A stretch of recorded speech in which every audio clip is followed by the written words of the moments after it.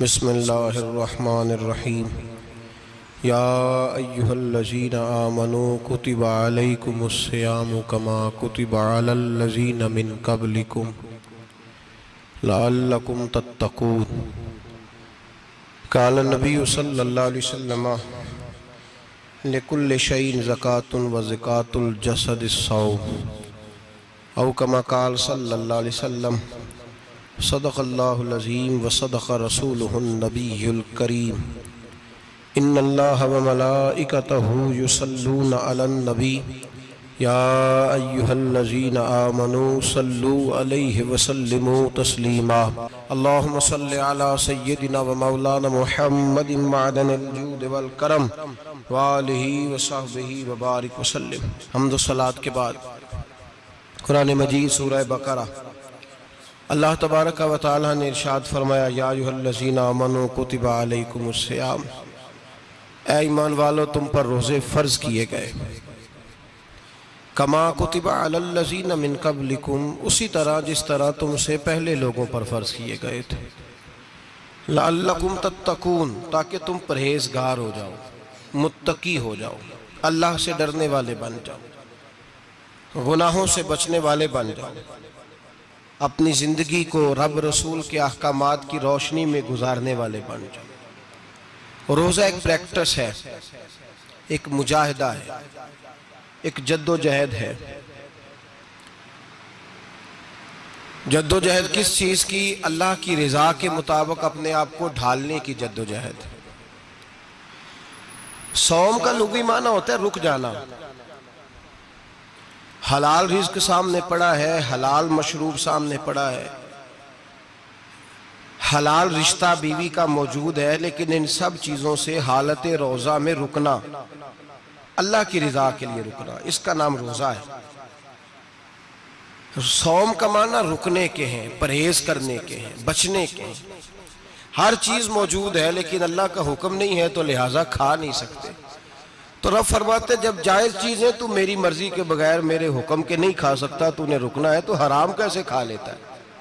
اب جائز چیز کے لیے تجھے حکم ہے، میں کہوں تو کھائے گا، میں کہوں تو نہیں کھائے گا۔ میں نے حکم دے دیا جائز ہے، روٹی ہے، کھانا ہے، گوشت ہے، تیری فریج میں پڑا سارا کچھ، تو با اختیار ہے، منہ میں دانت بھی ہیں، ہضم کرنے کو ہاضمہ بھی ہے، بھوک کی شدت بھی ہے، پر میری اجازت کے بغیر تو کھا سکتا۔ روزہ رکھ لیا، اب تجھے حکم نہیں کہ تو کھائے۔ جب جائز چیز میری مرضی کے بغیر نہیں کھا سکتا تو ناجائز کیسے کھائے گا؟ میرے نبی پاک علیہ السلام نے اپنے خوبصورت الفاظ کے اندر اس مفہوم کو بیان فرمایا۔ محبوب پاک صلی اللہ علیہ وسلم فرماتے جس نے جھوٹ نہیں چھوڑا، غیبت نہیں چھوڑی، برائی نہیں چھوڑی، اللہ کو اس کے بھوکے پیاسے رہنے کی کوئی ضرورت نہیں۔ وہ کاہے کا رکا ہے؟ جب کوئی کام تو اس نے اللہ کی رضا والا کیا نہیں۔ روزہ رکھ کے دغا کر رہا ہے، روزہ رکھ کے جھوٹ بول رہا ہے، روزہ رکھ کے کم ماپ رہا ہے، تول رہا ہے، دھوکہ دے رہا ہے، رشوت لے رہا ہے، فراڈ کر رہا ہے، حرام کا مال کٹھا کر کے کہتا ہے اس میں سے چلو 10 دیگیں بھی پکا دیں گے۔ وہ بھائی جو کام اللہ نے تجھے کرنے کو حکم دیا تھا، جب تو وہ بجا ہی نہیں لا رہا، مقصد روزہ ہی تو حاصل لعلکم تتقون۔ روزے کا مقصد یہ ہے کہ تو پرہیزگار ہو جائے۔ میرے نبی پاک علیہ السلام کی بارگاہ عالی مرتبت میں 2 عورتیں آئیں، یہ چیزیں کھا لو، کہنے لگی محبوبہ ہم نے روزہ رکھا ہوا ہے۔ فرمایا نہیں تمہارا تو روزہ نہیں ہے، حضور رکھا ہوا ہے روزہ، سحری سے لے کر اب تک کچھ نہیں کھایا، شام تک بھی نہیں کھائیں گی۔ محبوب نے فرمایا ذرا کہہ تو کرو، الٹی تو کرو۔ کہہ کی تو ان کے حلق سے خون بھی نکلا اور گوشت کے لوتھڑے بھی نکلے، پھوٹیاں بھی نکلی۔ نبی پاک نے فرمایا وہاں بیٹھ کے تم نے اپنے جاننے والوں کی غیبت نہیں کی، چغلی نہیں کھائی؟ خاموش ہو گئیں، گردنیں جھک گئیں۔ نبی پاک نے فرمایا تم نے قرآن نہیں پڑھا کہ جو اپنے بھائی کی غیبت کرتا ہے وہ مردہ بھائی کا گوشت کھاتا ہے؟ تو گوشت کھا کے بھی تمہارا روزہ رہ گیا ہے۔ کس طرح کا روزہ ہے کہ صاحب روزہ رکھ کے نہ رکھنے والوں پہ تنقید کر رہے ہیں۔ تراویحاں پڑھ کے نکلے ہیں تو کہتے ہیں میں اکیلا ہی نیک ہوں، باقی تو محلے میں کوئی پڑھتا ہی نہیں۔ یہ کیسا تیرا روزہ ہے کہ تو روزہ رکھ کے تو اس کے مقصد کو نہیں سمجھا؟ لعلکم تتقون، روزہ دار تو وہ ہے کہ روزہ رکھا ہوا ہے، کھانے بھی سے رکا ہے، پینے سے بھی رکا ہے، عمل زوجیہ سے بھی رکا ہے، پھر وہ جھوٹ سے بھی رکے، غیبت سے بھی رکے، بدنگاہی سے بھی رکے، حرام خواری سے بھی رکے ساری چیزوں سے۔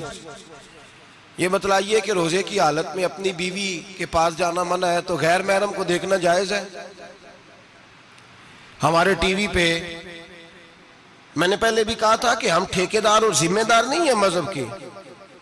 یہاں ہمارے آنے سے پہلے بھی کوئی بیٹھا تھا، ہم مریں گے تو یہاں ہم سے بڑے بڑے نیک لوگ بیٹھیں گے، کوئی بندہ ذمہ دار نہیں ہے۔ بڑے بڑے کج کلا، صاحب جبہ و دستار، بڑے بڑے صاحب بصیرت، آئمہ، فقہاء، علماء، زعماء، نقبہ، صوفیاء، اولیاء، غوث، کتب، ابدال، اوتاد، کتب الاقطاب، جانے کون کون آئے، علماء آئے، مفسرین آئے، محدثین آئے، گزر گئے۔ ہم تو خاک نشین لوگ ہیں، تھوڑا کام کرنے والے، تھوڑی صلاحیت رکھنے والے۔ لیکن بھائی اگر کرتے ہیں تو ایک کام کرتے ہیں، ساتھ دوسرا نہیں کرتے۔ یہ کس طرح کا دین سکھانے لوگ نکلے کہ شوال سے لے کر شعبان تک گانا سنایا جائے گا، شعبان سے لے کر شوال تک ناچ گانا کیا جائے گا، شوال سے لے کر شعبان تک دھما چوکڑی ہوگی، رمضان آئے گا تو حدیثیں سنائی جائیں گی، رمضان آئے گا تو لوگوں کو قرآن پڑھ کے سنایا جائے گا۔ یہ مذہب بانج نہیں ہے کہ گویے مذہب سکھائیں گے، ایکٹر مذہب سکھائیں گے۔ یہ مذہب بانج نہیں ہے کہ ایک گلاس کے اندر پہلے شراب پی لو، پھر اسی گلاس میں رمضان آئے تو شہد بانٹنا شروع کر دو۔ یہ بانج نہیں، یہ میرے رسول اللہ کا مذہب ہے۔ اگر تمہیں شوق ہے دین سیکھنے سکھانے کا، یکم رمضان کو توبہ کرو اور کہو کہ ہم ٹی وی پہ بیٹھ کے حدیثیں سنائیں گے تو سارا سال سنائیں گے، اور جس زبان سے حدیث نکلے گی پھر اس سے کبھی گندا گانا نہیں نکلے گا، پھر کبھی ناچ گانا نہیں ہوگا۔ یہ کون سا مذہب ہے جو بیویاں سکھا رہی ہیں؟ یہ کون سا دین ہے جو عورتیں سکھا رہی ہیں؟ میرے رسول پاک صلی اللہ تعالیٰ علیہ وآلہ وسلم کا وہ مذہب ہے کہ میرے اعلیٰ حضرت فاضل بریلوی رحمت اللہ علیہ نے فرمایا، مرد کے لیے جائز نہیں کہ وہ عورت کی زبان سے میلاد بھی سنے، نعت بھی سنے۔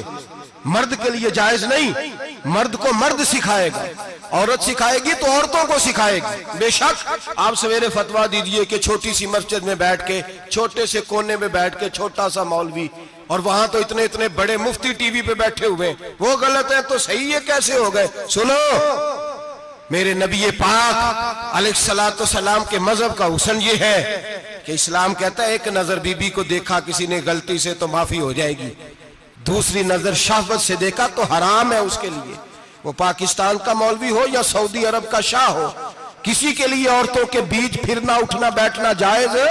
میرے نبی پاک صلی اللہ تعالیٰ علیہ وسلم نے فرمایا ہے میں عورتوں سے مصافحہ کرنے نہیں آیا، اور میرے نبی پاک صلی اللہ علیہ وسلم نے فرمایا ہے، حضور فرماتے ہیں لیکن نا کتا بالکل ناپاک نہیں ہوتا، کتے کا تھوک ناپاک ہوتا ہے، یا کتا گیلا ہو جائے تو ناپاک ہوتا ہے، لیکن خنزیر سارا ناپاک ہوتا ہے، کل ناپاک ہے خنزیر۔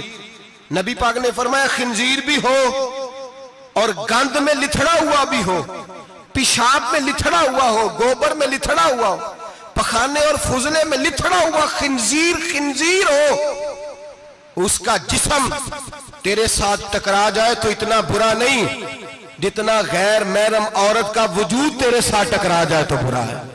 اس حد تک میرے نبی پاک صلی اللہ علیہ وسلم اور گنبد کے معاملے میں فتویٰ دینے والے، یا رسول اللہ کہنے پر کفر کا فتویٰ دینے والے اور بڑی بڑی باتیں کرنے والے خاموش کیوں ہو گئے؟ یا ایھا الذین آمنوا لا تتخذوا اليہود والنصارى اولیاء، رب فرماتا ہے یہودیوں اور عیسائیوں کو دوست نہ بناؤ، یہ تمہارے دوست ہو سکتے، یہ تمہارے سجن ہو سکتے؟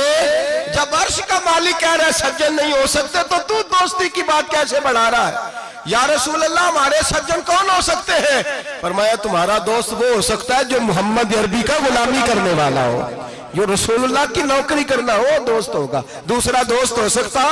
کوئی ایکٹر مذہب نہیں سکھائے گا، کوئی گویہ مذہب نہیں سکھائے گا۔ حضرت جناب سیدنا جنید بغدادی، بغداد کے پیر سے کسی نے پوچھا تھا آج سے 1100-1200 سال پہلے، وہ تو زمانہ ویسے نیکی اور پرہیزگاری کا تھا، کہا بابا جی مرد اور عورت نیک ہو، بغیر پردے کے، بغیر حجاب کے، بغیر دیوار کے بیٹھ کر ایک دوسرے کو دین سکھا سکتے ہیں؟ حضرت صاحب بتائیے، مرد اور عورت نیک ہو تو بغیر پردے اور حجاب کے ایک دوسرے کو دین سکھا سکتے ہیں؟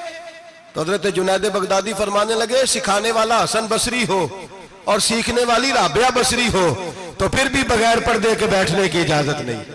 تو مفتی صاحب کو اجازت کس نے دی؟ مولانا صاحب کو اجازت کس نے دی؟ بڑا وہ نہیں ہوتا جو ٹی وی پہ زیادہ آتا ہے، بڑا وہ ہوتا ہے جو رسول اللہ کے دین پہ عمل زیادہ کرتا ہے۔ حضرت عبداللہ ابن مسعود رضی اللہ تعالیٰ عنہ فرماتے، زیادہ باتیں کرنے والا عالم نہیں ہوتا۔ حضور پھر عالم کون ہوتا ہے؟ فرمایا پڑھو قرآن، انما یخشی اللہ من عبادہ العلماء۔ فرمایا بڑا عالم وہ ہوتا ہے جو اللہ سے زیادہ ڈرتا ہے، اس لیے کہ رب فرماتا ہے میرے بندوں میں سے جو عالم وہ ہیں جو اللہ سے زیادہ ڈرتے ہیں، خوف رکھتے ہیں۔ تو میرے بھائی رمضان المبارک میں بچنا ہے، پرہیز کا وقت ہے، تو کوئی شخص بھی کوئی شو نہ دیکھے، میری منت ہے آپ حضرات، کوئی شو نہ دیکھے۔ عورت کا تو پردہ ہے، تو ہمیں تو تماشے پہ لگا دیا گیا، عجیب قسم کے ایکٹر آ گئے اور مذہب سکھا رہے ہیں۔ میری اپیل ہے آپ سے کہ سحری افطاری کے وقت ٹیلی ویژن بند رکھیں۔ کیا چیز کھول کے رکھیں؟ یا قرآن کھول کے رکھیں یا رسول اللہ کا فرمان کھول کے رکھیں۔ اللہ رسول کی طرف توجہ رکھیں، وہ سیکھنے سکھانے کا وقت ہے۔ چھوڑیں، گویوں سے دین سیکھا جائے گا، آپ ہمیں کوئی شکوہ نہیں، یہ پکی توبہ کریں، سویرے آئیں آ کے دین سکھائیں۔ اور میں ان سے بھی اپیل کروں گا کہ آؤ دین سکھاؤ۔ حضرت فضیل بن عیاض فرماتے ہیں میں ڈاکو تھا، کبھی کبھی چھپ چھپا کے جمعہ پڑھا کرتا تھا، پھر میں نے توبہ کی تو سچی توبہ کی، پھر میں نے توبہ کی تو رب کو راضی کرنے والی توبہ کی، پھر میں نے توبہ کی تو چھوڑی ہر شے، غریبوں کا لوٹا ہوا مال واپس کیا، جس کے پیسے نہ دے سکا اس کے گھر میں جا کے اس کی بھینسوں کو چارہ ڈالا، اس کے اونٹوں کی خدمت کی، میں نے قرضے چکائے۔ فرمایا میں سچی توبہ کر کے مسجد آیا، جس خطیب کے پیچھے میں جمعہ پڑھا کرتا تھا وہ میرے ہاتھ پہ بیعت کر کے مرید ہو گیا۔ اللہ تبارک و تعالیٰ نے اپنے بندوں کے دل میری طرف پھیر دیے، پھر تمہیں اس میں انعام دینے کی ضرورت نہیں پڑے گی، پھر تم کٹیا نشین بن کے بھی دین پھیلاؤ گے تو اللہ اس میں تاثیر پیدا فرما دے گا۔ تو روزے کا معنی رکنا ہے، روزے کا معنی بولیے، روزے کا معنی رکنا، کس سے؟ جھوٹ سے، غیبت سے، بدی سے، بدنگاہی، کھانے پینے۔ روزہ کس پہ فرض ہے؟ امیروں پہ کہ غریبوں پہ؟ جی کہنے میں تے کامی، میرا تو کام ہی محنت مزدوری والا، میں کیسے روزہ رکھوں؟ میں تو دیہاڑی لگاتا ہوں تو روزہ کیسے رکھوں؟ میں نے نہیں کسی حدیث میں پڑھا کہ روزہ وہ رکھے جو دفتر میں بیٹھتا ہے۔ صحابہ کے زمانے میں تو دفتر ہوتے ہی نہیں تھے، کسی جگہ نہیں لکھا ہوا روزہ وہ رکھے گا جو اے سی میں بیٹھتا ہے، تب تو اے سی تھے ہی نہیں۔ حضرت ابو بکر صدیق رضی اللہ تعالیٰ عنہ سے لے کر جناب بلال تک سارے اپنے ہاتھ سے کام کرتے تھے، سارے اپنے ہاتھ سے کام کرتے سارے۔ حضرت عمر فاروق رضی اللہ تعالیٰ عنہ خلیفہ وقت ہونے کے باوجود مال غنیمت کے اونٹ چرنے جاتے تھے تو چراگاہ میں چھوڑنے میں جاتے تھے، لینے بھی آتے تھے واپس۔ سارے لوگ اپنے ہاتھوں سے مشقت والے کام کرتے، حضرت بلال مزدوری کرتے، سلمان فارسی مزدوری کرتے، مقداد مزدوری کرتے، صحابہ مزدوریاں کرتے، روزے رکھتے۔ اور رمضان کے جانے کا وقت ہوتا تو در رسول پہ کھڑے ہو کے عرض کرتے محبوبہ دل نہیں بھرا، دل کرتا ہے کبھی رب سارا سال ہی روزے عطا کرے، سارا سال رمضان دے تو ہم سارا سال روزے رکھنے کو تیار ہیں۔ جذبہ تھا، طاقت تھی، ہمت تھی۔ آج نوجوان لڑکا ہے کہتا ہے مجھ سے بھوک برداشت نہیں ہوتی۔ میرے بھائی رب بیماری لا دینا، اللہ سے دعا مانگے اللہ شفائیں عطا فرمائے، اور دعا کریں اللہ آزمائش سے محفوظ فرمائے۔ آپ یقین کریں میں نے لوگوں کو دیکھا ہے حلق سے قطرہ نہیں اترتا، خوراک کی نالی لگی ہوئی ہے، اعلیٰ غذائیں پکی ہوئی پڑی ہیں، عرش کا مالک کہتا ہے میں تیرے حلق سے گزرنے نہیں دوں گا، قانون بن گیا۔ میں نے دیکھا ہے ڈرپ پہ لوگ زندہ ہے، بوتل لگی ہوئی ہے گلوکوز کی، گزارا چل رہا، اعلیٰ غذائیں پڑی ہیں، لاکھوں روپیہ تجوری میں پڑا ہے۔ مالک کہتا ہے تو نہیں کھا سکتا، تو وہ کھانے نہیں دیتا، نہیں کھانے دیتا۔ ایک شخص یورپ کے علاقے کا، میں کسی کالم نویس کا پڑھ رہا تھا، وہ کہتا ہے میری خربوں میں جائیداد ہے لیکن میرے معدے میں ایسی تکلیف ہے کہ میں آٹے کو چھان کر جو اوپر سے بورا نکلتا ہے صرف وہ کھا سکتا ہوں، اس کے علاوہ میں کائنات کی کوئی نعمت کھا نہیں سکتا۔ اور میرے بھائی وہ جب چاہے تو بڑے بڑے کھانے سے تجھے روک دے، تیرے دانت چبانے کے قابل نہ رہے، زبان نگلنے کے قابل نہ رہے، معدہ تیرا ہضم کرنے کے قابل نہ رہے، وہ جب چاہے تو جو مرضی کر لے۔ وہ کہتا چل تو میری مرضی پہ چلنا، 1 مہینہ میرے کہنے پہ نہ کھا، 1 مہینہ میرے کہنے پہ نہ کھا، تو یا اللہ تو کیا کرے گا؟ فرمایا صوم تصحو، میرے نبی پاک نے فرمایا تم روزے رکھو، اللہ تمہیں صحت عطا فرما دے گا، اللہ تندرستیاں دے دے گا، شفائیں دے دے گا۔ تم روزے رکھو، اللہ تمہیں، سبحان اللہ، اللہ تمہیں، اللہ طاقت دیتا ہے، ہمت دیتا ہے، اللہ ہمت دیتا ہے۔ میں نے دیکھا ہے، میں نے بزرگوں کو دیکھا ہے، ضعیف لوگوں کو دیکھا ہے، کمزور لوگوں کو دیکھا ہے، میں نے دیکھا ہے روزے رکھتے ہوئے، مزدوروں کو دیکھا ہے روزے رکھتے ہوئے۔ میں اپنے ابا جی کو کہتا ابا جی اتنی سخت گرمی اور مزدوری آپ کرتے اور مزدوری کے عالم میں روزہ رکھتے، تو کہتے پتر روزہ کی آندا ہے، روزہ کدوں کو جاندا ہے، روزہ اپنی جگہ تے وے مزدوری اپنی جگہ ہوتے۔ اور کئی دفعہ میں نے فرمان لگے، میں نے یار سمجھ کوئی نہیں لگ دی، پتہ نہیں روزیاں چ اللہ طاقت کتھوں دے چھڑ دے، نہیں زیادہ کام بھی زیادہ کرید ہے تے روزہ بھی بھائی صوم تصحو، میرے مصطفیٰ نے فرمایا تو روزہ رکھ، اللہ تجھے صحت عطا فرما دے گا۔ رب تعالیٰ تجھے، یہاں ہوٹل کھلے ہوئے ہیں، یہاں عجیب حالات ہے، ہوٹل کھلے ہوئے ہیں، لوگ بہانے ڈھونڈتے پھرتے ہیں، کہتے ہیں کٹ لگ گیا تھا ذرا، تھوڑا سا خون نکل آیا، سنی پلاس لگائی ہے تو روزہ نہیں رکھا، یہ ذرا مجھے تھوڑی دقت ہو گیا تو میں نے روزہ نہیں رکھا، کھانسی لگ گئی ہے تو روزہ نہیں رکھا۔ او خدا کے بندے، روزہ تو نعمت ہے، اور سبحان اللہ میرے نبی پاک نے فرمایا لِكُلِّ شَيْءٍ زَكَاةٌ وَزَكَاةُ الْجَسَدِ الصَّوْمُ، فرمایا ہر شے کی زکوٰۃ ہوتی ہے، وجود کی زکوٰۃ روزہ ہے، روزے رکھو جسم کی زکوٰۃ نکل جائے گی۔ فاقہ کرنا بھی میرے نبی پاک کی سنت ہے، مسواک کرنا بھی سنت ہے، اور فاقہ کرنا بھی، مسواک والی سنت زیادہ اپناتے ہیں لوگ، فاقہ کرنا بھی نبی پاک کی سنت ہے۔ ایک صاحب مجھے کہنے لگے جناب بیٹھ کے کھانا حضور کی سنت ہے، میں نے کہا کبھی کبھی نہ کھانا بھی نبی پاک کی سنت ہے، نہ کھانا بھی حضور کی سنت ہے۔ اور ہمارے فقہاء نے لکھا ہے جو روٹی زیادہ کھاتا ہے اس میں 2 باتیں پیدا ہو جاتی ہیں، کیا کیا؟ ایک بولتا زیادہ ہے، دوسرا سوتا زیادہ ہے، غافل ہو جاتا ہے۔ فقہ اور حکیم اطباء ڈاکٹر کہتے ہیں کہ پیٹ خالی رہے نا جس آدمی کا، اس کا حافظہ مضبوط ہوتا ہے، اس کے ذہن کی گرہ کھلتی ہے، زیادہ کھانے سے تو خماری چڑھتی ہے، دماغ ڈھونڈتے پھرنا روٹی کدھر سے آج اچھی ہے، گھر میں نہیں پکی تو ہوٹل چلے جانا، کھانے کے سوا اور کام ہی کوئی نہیں۔ اور صاحب میرے نبی پاک علیہ السلام نے فرمایا کافر 7 آنتوں سے کھاتا ہے، 7 آنتوں سے، اور فرمایا میرا مومن 1 آنت سے کھاتا ہے، اس کے وجود میں کھانے والی 1 آنت ہے، کافر 7 آنتوں سے کھاتا ہے۔ فاقہ کشی سے نورانیت پیدا ہوتا ہے، کم کھانا۔ دیکھیں نا نبی پاک صلی اللہ علیہ وسلم نے اللہ سے فاقہ مانگ کے لیا ہے، یا اللہ 1 وقت روٹی دے، 1 وقت کا فاقہ دے، مانگ کے لیا ہے نبی پاک نے، مانگ کے۔ حضرت ابو ہریرہ رضی اللہ تعالیٰ عنہ فرماتے ہیں بھوک زیادہ لگتی تھی نا جب مجھے، تو میں حضرت عمر سے، ابو بکر سے، عثمان مولا علی سے کوئی مسئلہ پوچھ لیتا تھا، اور جب میں مسئلہ پوچھتا تھا تو وہ مجھے روٹی کھلا دیتے تھے، جب میں ان سے مسئلہ پوچھتا تو وہ مجھے، حضرت ابو ہریرہ فرماتے ہیں مجھے بھوک لگی، میں حضرت عمر کے پاس گیا، ان سے مسئلہ پوچھا، ان کا رواج تھا جب میں مسئلہ پوچھتا تو پہلے روٹی کھلاتے۔ ہمارے بزرگ یہ فرماتے ہیں کہ کھانے کھلا کے دین پڑھاؤ، صرف تمہارا کتب